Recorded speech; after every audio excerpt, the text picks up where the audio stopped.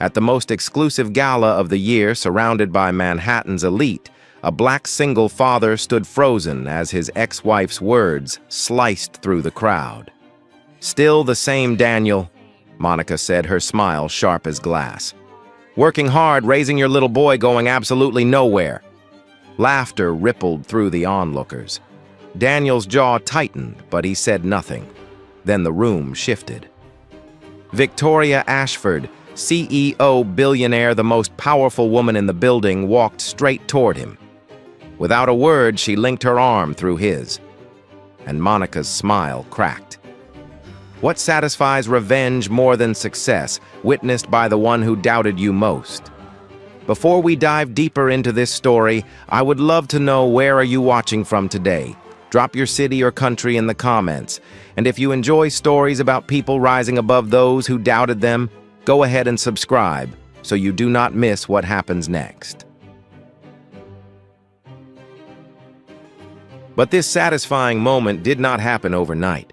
To understand how Daniel Carter ended up standing in that ballroom with the most powerful woman in New York on his arm, we need to go back 4 months. Daniel Carter had spent 5 years at Sterling and Associates being invisible. Not incompetent, never incompetent. His quarterly reports were flawless. His analysis consistently predicted market shifts before anyone else saw them coming. His colleagues borrowed his insights regularly, sometimes remembering to credit him, mostly not. But invisibility, Daniel had learned, was the safest place for a man like him. At 34 years old, he had already collected enough lessons about what happened when black men drew too much attention. Stand out too much, and suddenly every mistake becomes proof of incompetence. Every success becomes suspicion. Every emotion becomes a threat. So Daniel kept his head down, did excellent work, and went home every evening by 6 to the only person in the world who saw him completely, his 6-year-old son, Ethan. The divorce had been finalized 2 years ago, but the wound still throbbed on quiet nights. Monica had stood in their kitchen, her designer bag already packed by the door, and delivered her verdict with clinical precision. "You have no ambition, Daniel. You chose changing diapers over building something. I cannot spend my life watching you settle for mediocrity." He had wanted to argue. He had wanted to explain that being present for his son was not settling, it was choosing. But Monica's mind had been made up long before that conversation. She had already accepted the promotion that required relocation. She had already decided that Ethan was an obstacle to the life she deserved. The custody battle that followed nearly broke him. A black father fighting for primary custody in family court was swimming against a current most people pretended did not exist. But Daniel had documentation. He had witnesses. He had 2 years of school pickups and doctor's appointments and bedtime stories to prove what kind of father he was. The judge granted him full custody. Monica took her career and her ambitions to a rival firm across town, and Daniel was left to rebuild a life for 2 on a single income. Most days he managed. Some days the weight of being everything to everyone crushed the air from his lungs. But every morning Ethan would crawl into his bed, wrap small arms around his neck and whisper, "Good morning, Daddy." And Daniel would remember why invisible was acceptable, why safe was enough. Until the morning everything changed. The text from his babysitter arrived at 7:43, exactly 17 minutes before Daniel needed to leave for the most important presentation of his quarter. "Emergency. Can't come today. So sorry." Daniel stared at the screen, his coffee growing cold in his hand. His mother lived 2 hours away. His sister was traveling for work. Every backup option he had cultivated over 2 years of single parenting had somehow collapsed on the same morning.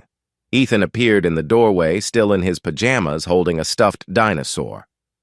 "Daddy, is Mrs. Patterson coming?" Daniel made a decision that terrified him. "No, buddy, you are coming to work with me today." The drive to Sterling and Associates felt like driving toward a cliff. Daniel ran through scenarios in his head, all of them ending badly. A single father bringing his child to a board presentation. A black man confirming every stereotype about irresponsibility and lack of professionalism. He could already hear the whispers. He set Ethan up in the small break room near his floor with a tablet, headphones, and strict instructions. "Stay here, okay?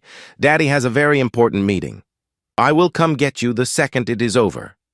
Ethan nodded solemnly, already absorbed in his cartoon. The presentation was going smoothly. Daniel had prepared for weeks, and his analysis of the Henderson acquisition was comprehensive, precise, exactly what the board needed to make their decision. He was 3 slides from the finish when the conference room door swung open. Ethan stood there, tears streaming down his face, the tablet clutched to his chest. "Daddy, it stopped working and I could not find you, and—" The room went silent. 12 executives turned to stare. Daniel felt his career crumbling in real time. He moved without thinking, crossing the room and kneeling to meet his son's eyes. Hey, it is okay. Daddy is right here." His voice was calm, steady, even as his heart hammered against his ribs. He wiped Ethan's tears with his thumb, took the tablet, and quickly restarted it. "See, all fixed. Can you be brave for 5 more minutes while Daddy finishes?" Ethan sniffled and nodded. Daniel looked up at the room full of executives. "I apologize for the interruption.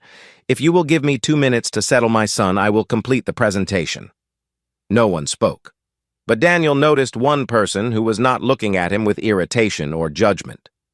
Victoria Ashford, the CEO of Sterling and Associates, watched him with an expression he could not read.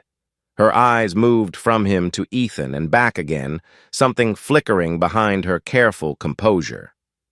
Daniel returned Ethan to the break room this time with a security guard who owed him a favor standing watch. Then he walked back into the conference room and finished his presentation without missing a beat.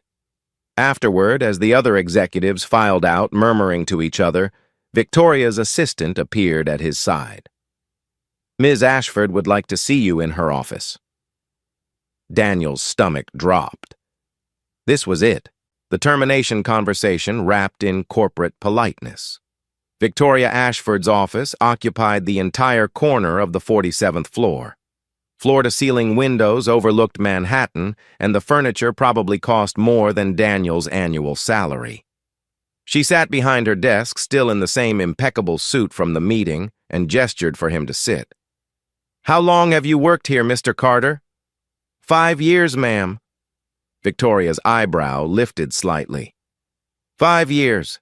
And you are still in the same position you started in? Daniel did not know how to answer that without sounding bitter or defensive, so he said nothing. Victoria studied him for a long moment. "I watched you today. Not just the presentation, which was excellent, by the way. I watched how you handled your son. You did not panic. You did not make excuses. You addressed the situation with competence and returned to complete your work at the same level of quality." She leaned forward slightly. "Do you know how rare that is?" Daniel remained silent, uncertain where this was going. "I will be direct with you," Victoria continued. "I have seen your file. I have seen your performance reviews. You have been underutilized for years, and I suspect you know exactly why." The unspoken truth hung between them. Daniel was careful not to fill the silence. Victoria nodded slowly, as if his restraint confirmed something for her. "I have a project, strategic-level reports directly to me. It is above your current position, and frankly, accepting it will put a target on your back. People will question why you were chosen. They will scrutinize your work twice as hard and forgive your mistakes half as much." Her gaze held his. "But I need someone who can see the whole picture without letting ego get in the way. Your record tells me you can. The question is, are you willing to step up?" Daniel thought about Ethan, about the careful, invisible life he had built to protect them both, about what it meant to be a black single father reaching for something more in a world that expected him to fail. Then he thought about Ethan, watching him learning what a man was supposed to be. "I am willing," Daniel said. Something shifted in Victoria's expression, not a smile, but close. "Good. Report to my office Monday morning, and Mr. Carter..." She turned back to her computer, already dismissing him. "Do not make me regret this." As Daniel walked out of her office, he did not yet know that Victoria Ashford had spent the first 5 years of her career as a single mother. He did not know that she had once hidden her daughter in her office closet during a client meeting because she had no other options. He did not know that when she looked at him kneeling before his son, calm and present and unashamed, she saw a reflection of her own impossible choices. All Daniel knew was that for the first time in 5 years, someone had looked at him and seen more than what he was. They had seen what he could become. The question now was whether he had the courage to become it. The whispers started on Daniel's first day in his new role. He heard them in the elevator, in the break room, in the careful silences that fell whenever he entered a meeting. Nobody said anything to his face that was not how it worked at Sterling & Associates.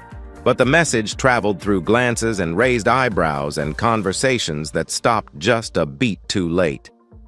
"Diversity hire," someone muttered behind him in the coffee line during his second week. Daniel poured his coffee and did not turn around. He had expected this. Victoria had warned him, and he had accepted the position anyway. What he had not expected was how much it would still sting.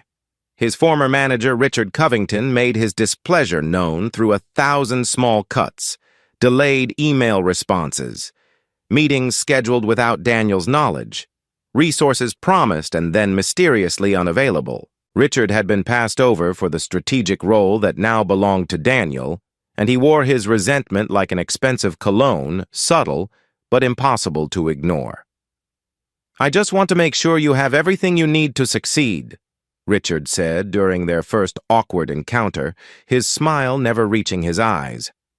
"It is quite a leap from where you were. No one would blame you if you found it overwhelming." Daniel thanked him for his concern and returned to his work. The project Victoria had assigned him was a comprehensive analysis of Sterling's expansion strategy into emerging markets. It required coordinating with departments across 3 continents, synthesizing data from sources that did not always agree, and presenting recommendations that would shape the company's direction for the next decade. It was exactly the kind of work Daniel had spent 5 years proving he could do if anyone had bothered to look. Now everyone was looking and waiting for him to fail. Daniel responded the only way he knew how, by being undeniable. He arrived early and prepared more thoroughly than anyone expected. His analysis was meticulous, his presentations flawless, his insights consistently sharper than what the executives were used to seeing. Week by week, the whispers began to change. Maybe he actually knows what he is doing, he overheard one colleague admit to another. But the work came at a cost. Daniel found himself staying later, working through lunches, answering emails at midnight. The familiar guilt began to gnaw at him, the same guilt that had haunted his marriage, the feeling of being pulled in directions that could never fully reconcile. One evening, nearly 2 months into the project, Daniel sat alone in his office at 7:30. The building had grown quiet around him, most of his colleagues long gone to dinners and families and lives outside these walls. His phone buzzed with a video call from home. Ethan's face filled the screen, gap-toothed and grinning. "Daddy, Grandma made spaghetti, but she put weird stuff in it." Daniel laughed despite his exhaustion.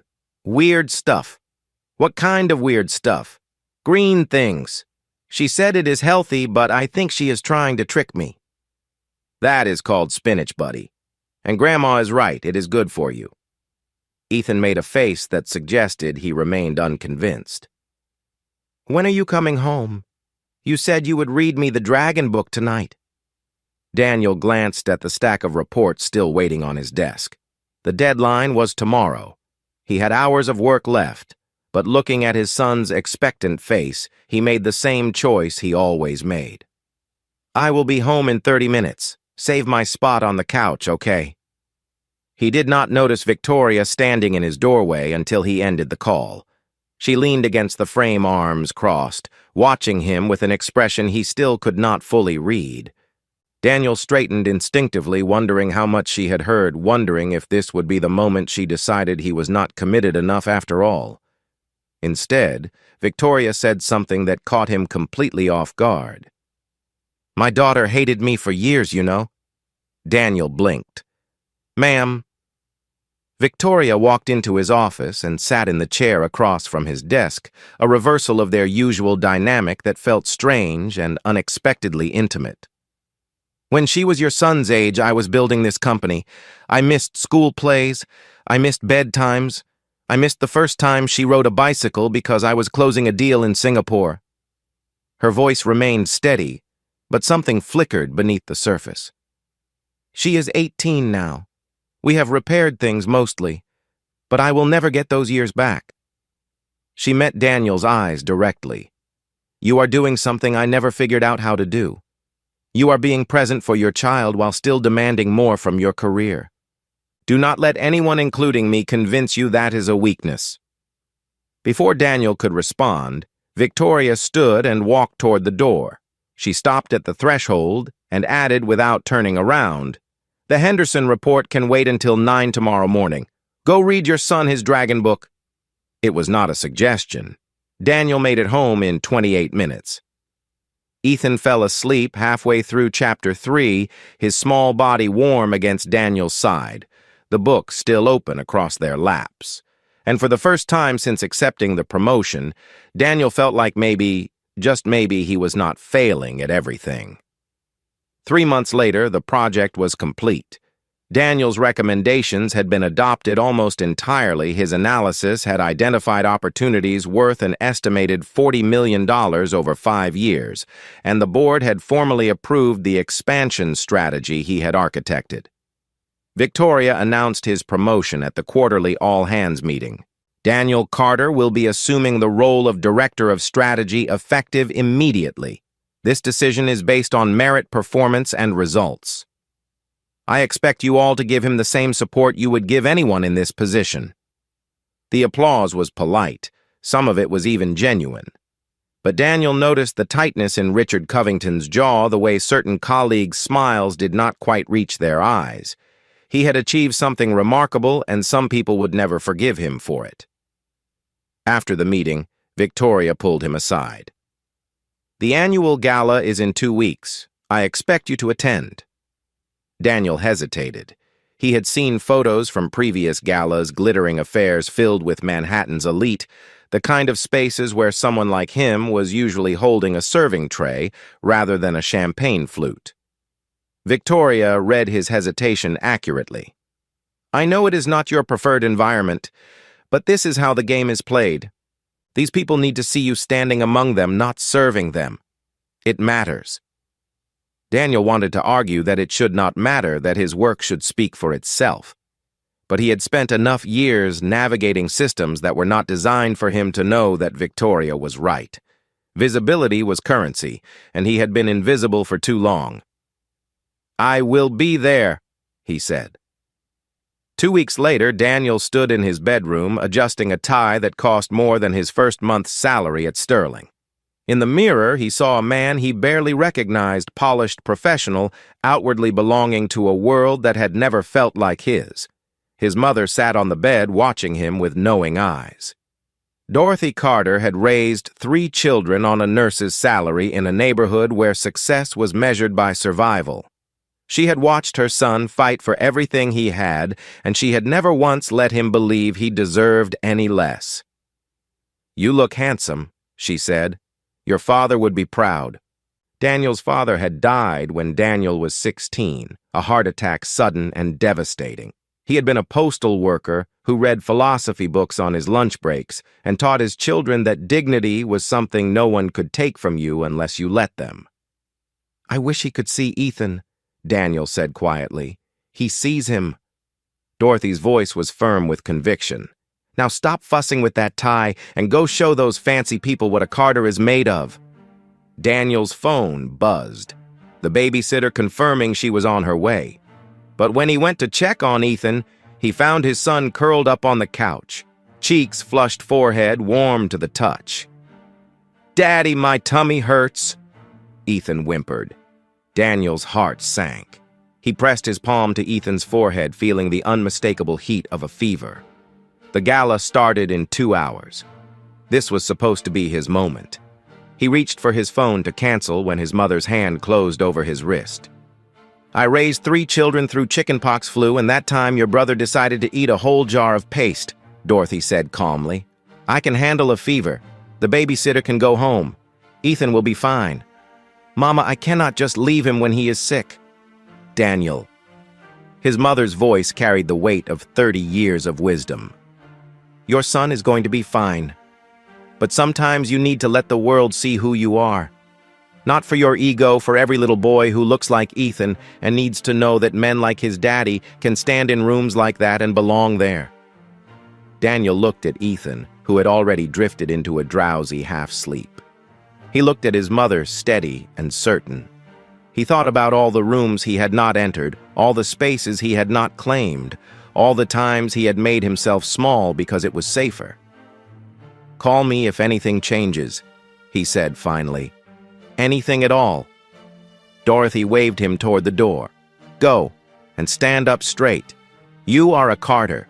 The Sterling and Associates annual gala occupied the grand ballroom of the Whitmore Hotel, a cathedral of crystal chandeliers and marble floors that seemed designed to remind ordinary people of their ordinariness.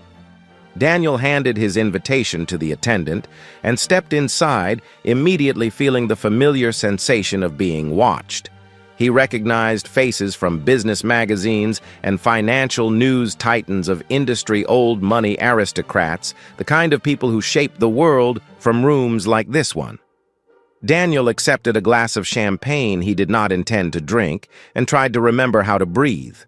For the first hour, he navigated carefully. A conversation with a potential client here, a polite exchange with a board member there. Victoria caught his eye across the room and gave him a slight nod of approval. Daniel was starting to think he might actually survive the evening when he turned and found himself face to face with his past. Monica stood 10 feet away, draped in a designer gown that probably cost more than his car. She was laughing at something said by the man beside her, tall, silver-haired white, radiating the easy confidence of generational wealth. Her date for the evening, apparently. Or perhaps something more. Monica's laugh died when she spotted Daniel. For a moment, something flickered across her face, surprised discomfort, something almost like fear. Then her expression smoothed into the polished mask Daniel remembered from the end of their marriage. She walked toward him, her date trailing behind with mild curiosity. "Daniel." Monica's smile was perfectly calibrated, warm enough to appear gracious, cold enough to cut. "I did not expect to see you here." "Monica." Daniel kept his voice neutral. "You look well." "I look successful," she corrected with a small laugh that invited nearby listeners to share the joke. "But then I always knew what I wanted." "Not everyone has that clarity, do they?" Daniel felt the barb, but did not react. He had learned long ago that Monica fought with implications and suggestions, weapons that left no visible wounds. "How is Ethan?"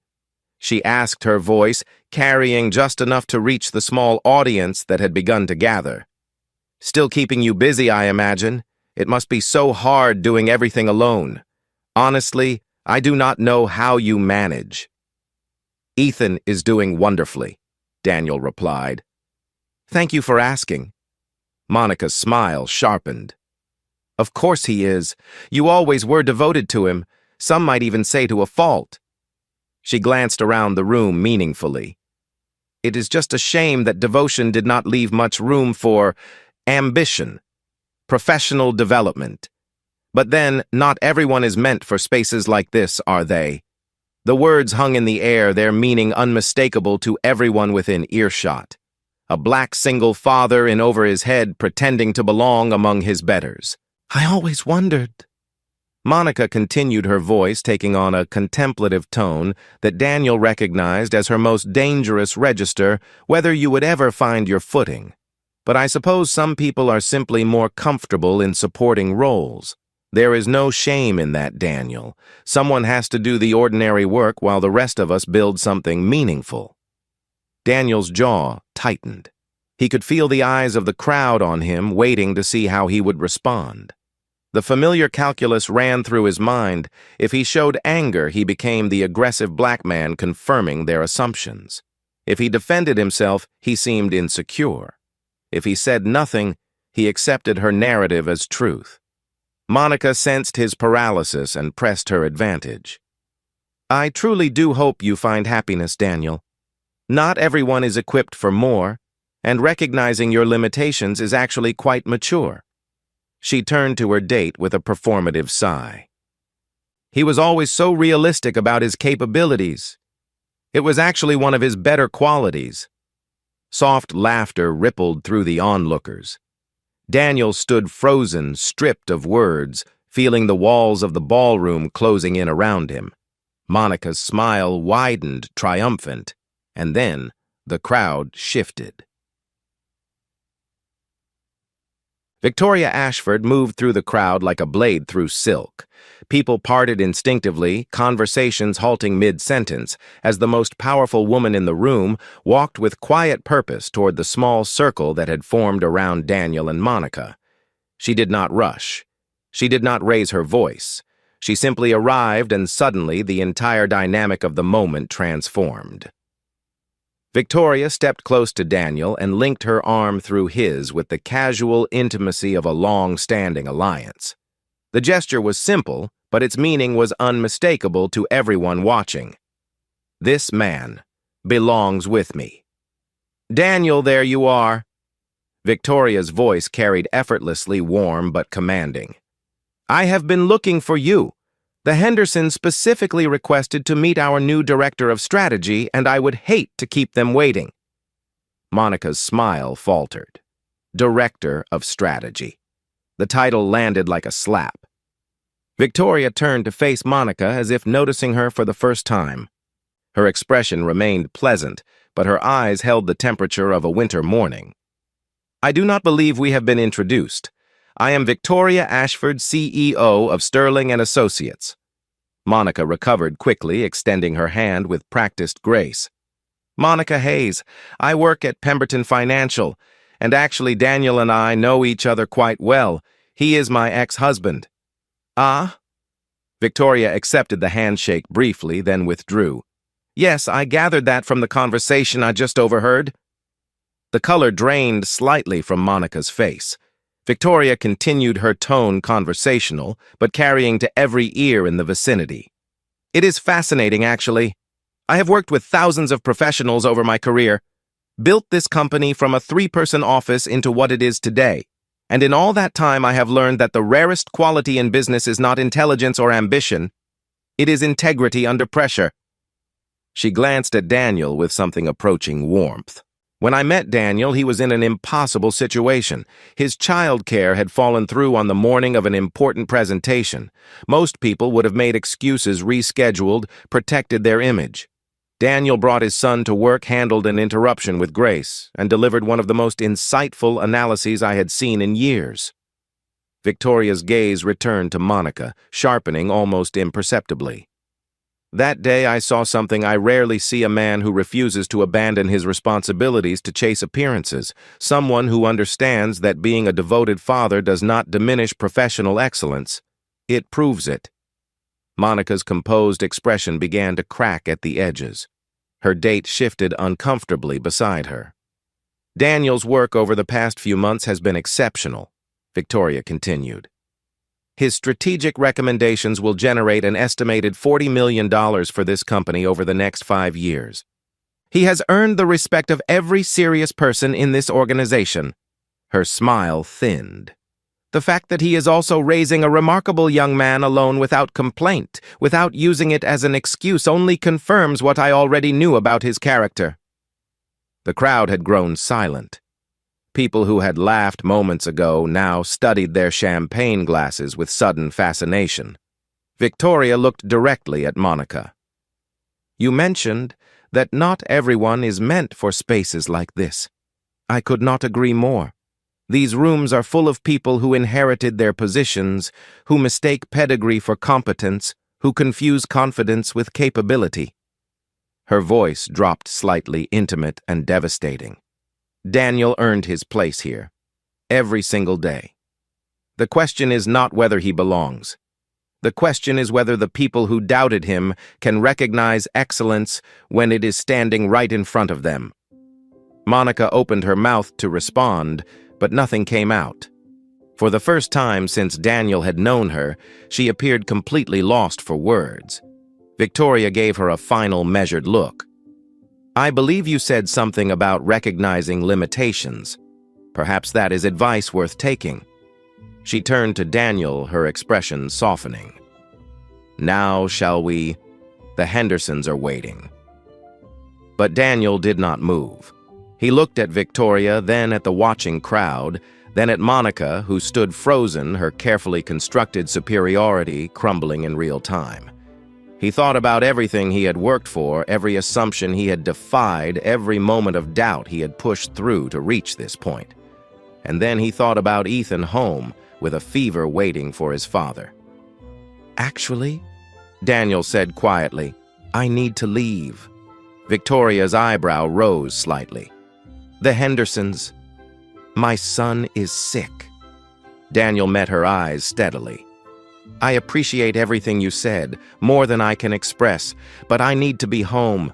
For a moment, something unreadable passed across Victoria's face. Then she nodded slowly, and when she spoke, there was no disappointment in her voice, only something that sounded almost like respect deepening into admiration. "That," she said, "is exactly why I chose you." She released his arm and stepped back. "Go. Take care of your boy. The Hendersons will still be here next quarter, and so will you." Daniel turned to leave, then stopped. Monica still stood rooted to the spot, her date having quietly drifted away to examine a painting on the far wall.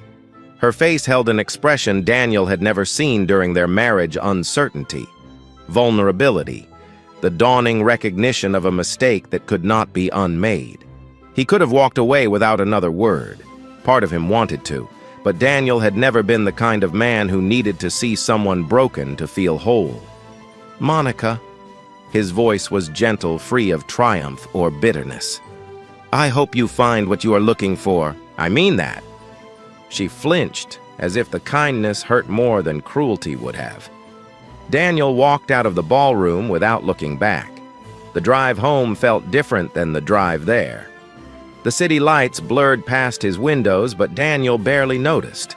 He was thinking about his father, who had taught him that a man's worth was not measured by the size of his office or the weight of his wallet. It was measured by whether the people who depended on him could count on him to show up. He was thinking about Victoria, who had seen something in him that he had almost stopped believing in himself. Not because she pitied him, but because she recognized the strength it took to carry what he carried without letting it crush him.